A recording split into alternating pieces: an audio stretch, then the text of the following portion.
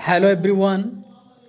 आज के इस वीडियो में हम लोग बिहार बोर्ड क्लास 9th की इंग्लिश बुक पैनोरमा पार्ट 1 का chapter 4 too many people too few trees को डिटेल में पढ़ेंगे, जिसे लिखा है मोती निशानी ने।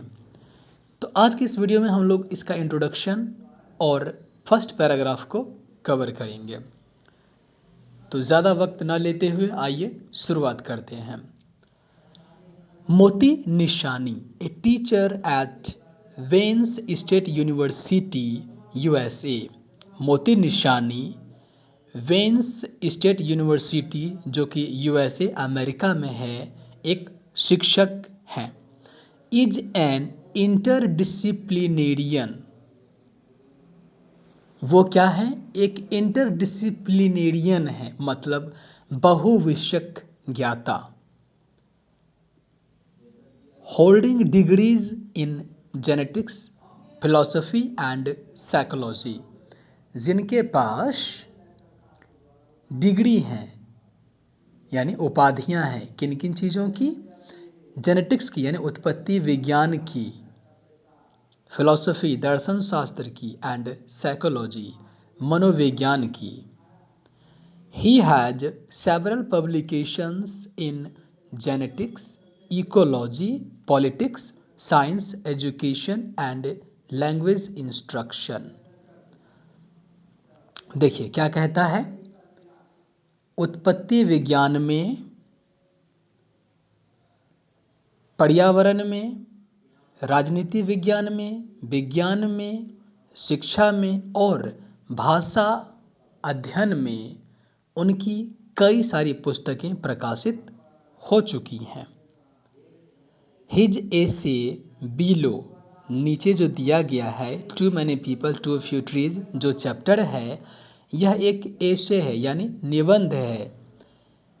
प्रोवाइड्स ए ब्रीफ इंट्रोडक्शन, संक्षिप्त परिचय प्रदान करती है, to the twin problem of over population and deforestation. किसके बारे में? तो दोहरी समस्या, एक तो बढ़ती आबादी, अत्यधिक आबादी, एंड डिफोरेस्टेशन, वनों की कटाई यानी वन विनाश, दोनों ही समस्याओं के बारे में संक्षिप्त परिचय प्रदान करती है। फर्स्ट पैराग्राफ स्टार्ट करते हैं। Human populations have always been in flux, मानव आबादी जो है वो हमेशा से ही फ्लक्स में रही है। फ्लक्स का मतलब होता है प्रवाह में, यानी हमेशा ही बढ़ती रही है, निरंतर बढ़ती रही है। आप इसको प्रचुरता भी कह सकते हैं कि अधिकता में रही है। फ्लक्स का मतलब प्रचुर भी होता है। For the simple reason that, इसका साधारण सा कारण यह है कि every day some people die while others are born. इसका कारण क्या है कि हर रोज कुछ लोग मरते हैं, वहीं कुछ लोग जन्म लेते हैं, तो हमेशा इसका प्रवाह बना रहता है। Through out most of human existence, ठीक है, सर्वत्र, थ्रू आउट का अर्थ होता है सर्वत्र या पूर्णतया। मोस्ट ऑफ ह्यूमन एग्जिस्टेंस, ज़्यादातर मानवीय अस्तित्व जो है सर्वत्र अगर देखें, the number of births was slightly higher than the number of deaths. कहता है अगर संपूर्णता में देखें, सर्वत्र अगर देखें तो मानवीय अस्तित्व जो है, ज़्यादातर मानव के अस्तित्व, तो उसमें क्या है कि जन्म लेने वालों की संख्या, ठीक है, मरने वालों की संख्या से कुछ हद तक अधिक रही है, हमेशा से ही। कंसिक्वेंटली,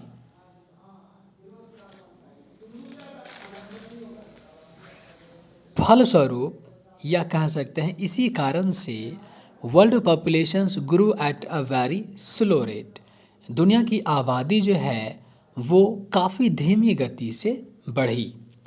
ए फ्यू हंड्रेड ईयर्स अगो, कुछ 100 वर्षों पहले, हाउएवर फिर भी the situation began to change, हालात बदलना शुरू हुआ, especially in the industrialized world, खास तौर पर औद्योगिक क्षेत्र में। With advances in nutrition,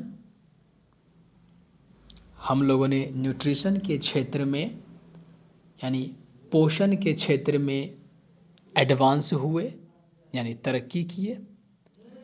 sanitation, स्वच्छता साफ सफाई व्यवस्था के क्षेत्र में, एंड हेल्थ और स्वास्थ्य के क्षेत्र में हम लोग क्या हुए, एडवांस हुए, मतलब इसमें तरक्की हुई।